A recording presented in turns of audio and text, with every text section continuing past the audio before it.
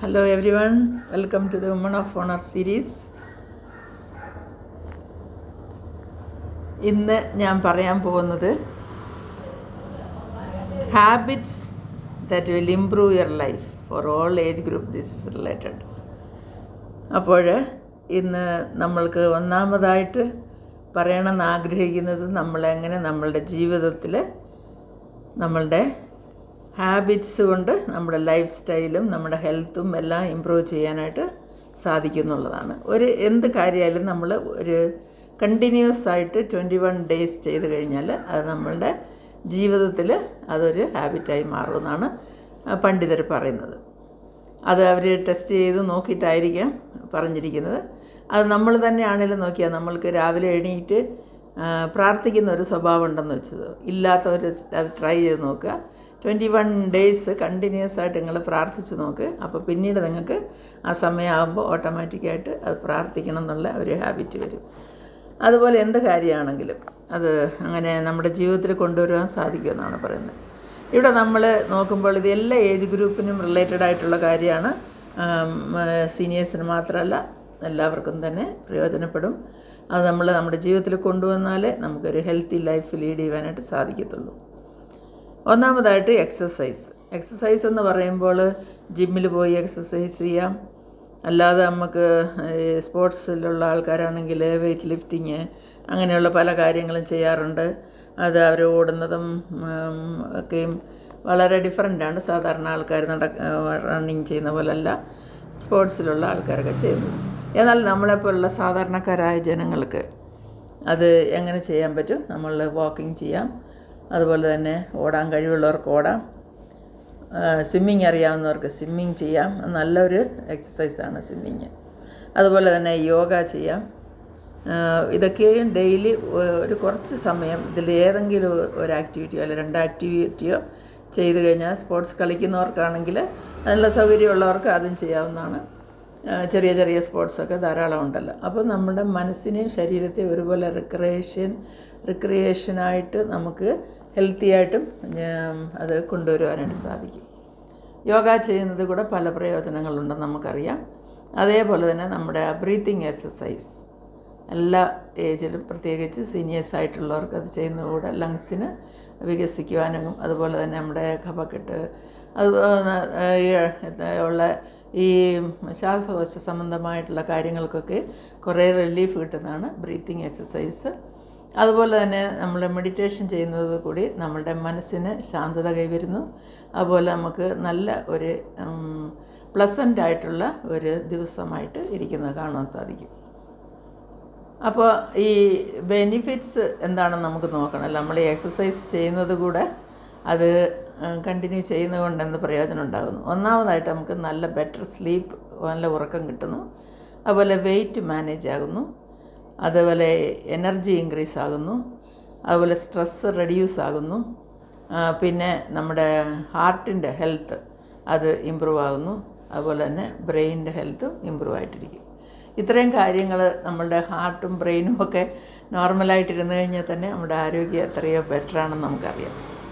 രണ്ടാമത്തതായിട്ട് പറയാനായിട്ടുള്ളത് plan your day. അതായത് നമ്മുടെ ഒരു ദിവസത്തെ നമ്മൾ രാവിലെ തന്നെ പ്ലാൻ ചെയ്യാനിരിക്കാതെ തലേദിവസം തന്നെ പ്ലാൻ ചെയ്താൽ ഏറ്റവും നല്ലത്. എന്തായാലും അപ്പോൾ നമുക്ക് അന്നത്തെ ദിവസം വളരെ ഈസി ആയിട്ട് പോകും. അല്ലെങ്കിൽ എന്താ ചെയ്യേണ്ടതെന്ന് ചിന്തിച്ച് തന്നെ കുറേ സമയം വേസ്റ്റ് ആകും എന്നുള്ളതാണ്. അപ്പോൾ planning out our day is an effective way to follow through on the important task that need to get done. നമുക്ക് വളരെ ഇമ്പോർട്ടൻ്റ് ആയിട്ടുള്ള കാര്യങ്ങൾ ആദ്യം പ്രയോറിറ്റി കൊടുത്ത് അത് ചെയ്യുക. അത് പ്ലാനിങ് ചെയ്യുമ്പോൾ അത് ഫസ്റ്റ് കൊണ്ടുവരിക. അതുപോലെ തന്നെ അന്നത്തെ ദിവസം ബെറ്ററായിട്ട് മാനേജ് ചെയ്യാനായിട്ട് ഉള്ള കാര്യങ്ങളൊക്കെ ഓർഗനൈസ് ചെയ്ത് ഒരു ടൈം ഫ്രെയിം ഉണ്ടാക്കിയിട്ട് അത് പ്രകാരം നമ്മൾ ചെയ്യണം എന്നുള്ളതാണ്.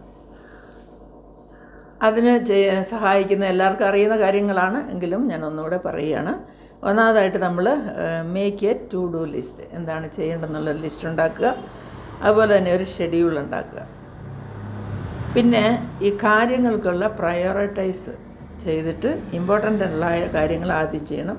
അത് കഴിഞ്ഞ് അത്രയും ഇമ്പോർട്ടൻ്റ് അല്ലാത്തത് അതിൻ്റെ താഴെ അതിൻ്റെ ലീസ്റ്റ് ഇമ്പോർട്ടൻ്റ് ആയിട്ടുള്ളത് മൂന്നാമത് വെക്കുക. അങ്ങനെ അത് പ്രയോറിറ്റൈസ് ചെയ്തിട്ട് നമ്മൾ ലിസ്റ്റ് ഉണ്ടാക്കി വെക്കുക. അതുപോലെ തന്നെയാണ് സെറ്റിംഗ് എ ക്ലിയർ സ്ട്രക്ചർ. അതായത് അത് എങ്ങനെയായിരിക്കണം, നമ്മൾ എങ്ങനെ തുടങ്ങണം, എങ്ങനെ എൻഡ് ചെയ്യണം, ഇതൊക്കെ മനസ്സിൽ കാൽക്കുലേറ്റ് ചെയ്യുക. അതുപോലെ ഈ നമുക്ക് അറിയാം, നമ്മുടെ ജീവിതത്തിലെ ദിവസങ്ങൾ നമ്മൾ എക്സ്പെക്റ്റ് ചെയ്യാത്ത പല കാര്യങ്ങളും വന്ന് സംഭവിക്കാറുണ്ട്. അതായത് അൺഎക്സ്പെക്റ്റഡ് ആയിട്ടുള്ള കാര്യങ്ങൾ വന്നു കഴിഞ്ഞാൽ അതിനെ മാനേജ് ചെയ്യാനായിട്ടുള്ള വിൽ പവറും നമ്മൾ ഉണ്ടാക്കിയെടുക്കുക എന്നുള്ളതാണ്.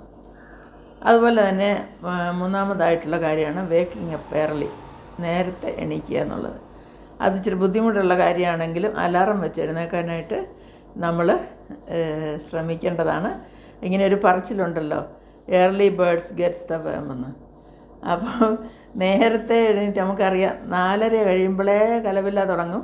പക്ഷികൾ, മരങ്ങൾ, വീടിനടുത്തുള്ളവർക്കറിയാം, അപ്പാർട്ട്മെൻറ്റിൽ താമസിക്കുന്നവർക്ക് എങ്ങനെയാണെന്ന് എനിക്കറിയില്ല. പക്ഷേ മരം ഉള്ളവർക്കറിയാം 5 മണിയാകുമ്പോഴേക്കും അവർ പാട്ടൊക്കെ നിർത്തി അവർ പറന്ന് കഴിഞ്ഞിരിക്കും. എന്തായാലും മൊത്തത്തിൽ അവർ നേരത്തെ തന്നെ എണീറ്റ് അവർ തീറ്റ തേടി പോവുകയാണ്. അപ്പോൾ നേരത്തെ ചെന്നില്ലെങ്കിൽ അവർക്ക് അവരുടെ വേമൊന്നും കിട്ടത്തില്ലെന്നുള്ളതാണ്. പുഴുക്കളൊക്കെ ഇലയുടെ അടിയിൽ ചുരുണ്ട് കൂടിയൊക്കെ അങ്ങ് സെറ്റിലാവും, ഇവർക്ക് കിട്ടാതെ പോവും. അപ്പോൾ ഇവർക്ക് ഫുഡ് ഗ്യാദർ ചെയ്യാനായിട്ട് പക്ഷികൾ അതുപോലെ തന്നെ വൈകുന്നേരം അവർ നേരത്തെ തിരിച്ചു വരും, നമുക്കറിയാമല്ലോ.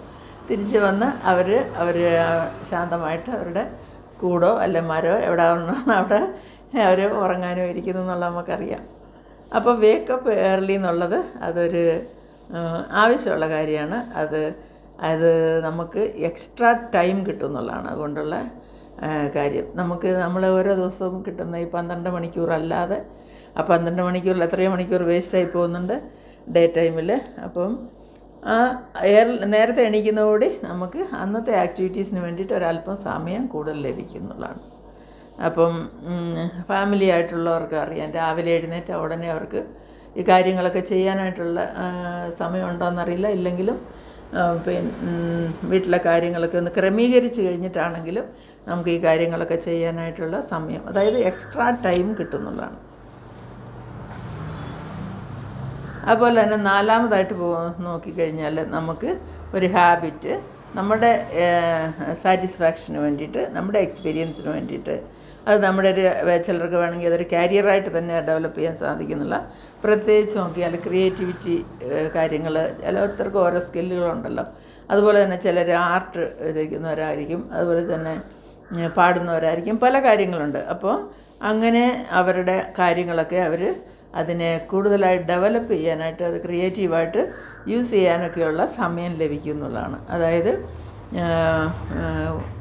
ഈ റീഡിങ്, അതുപോലെയുള്ള വെബ് ഡിസൈനിങ്, കോഡിങ്, കമ്മ്യൂണിക്കേഷന്, അങ്ങനെയൊക്കെയുള്ള കാര്യങ്ങളൊക്കെ ചെയ്യുന്ന, അതുപോലെ തന്നെ ഇപ്പോൾ എത്രയോ ആൾക്കാരുണ്ട് ഡാൻസിങ് ചെയ്യുന്നവർ, അതുപോലെ തന്നെ സ്പോർട്സ്, പെയിൻറ്റിങ്, റൈറ്റിങ്, കുക്കിങ് തന്നെ ഇപ്പോൾ നമുക്കറിയാം. വീഡിയോ നോക്കിക്കഴിഞ്ഞാൽ യൂട്യൂബിലൊക്കെ ധാരാളം, അത് ആൺ പെൺ വ്യത്യാസമില്ല, ധാരാളം പേരുടെ കുക്കിംഗ് വീഡിയോസ് കാണാൻ സാധിക്കും. അതൊക്കെയും നമുക്ക് ചെയ്യാവുന്ന കാര്യങ്ങളാണ്.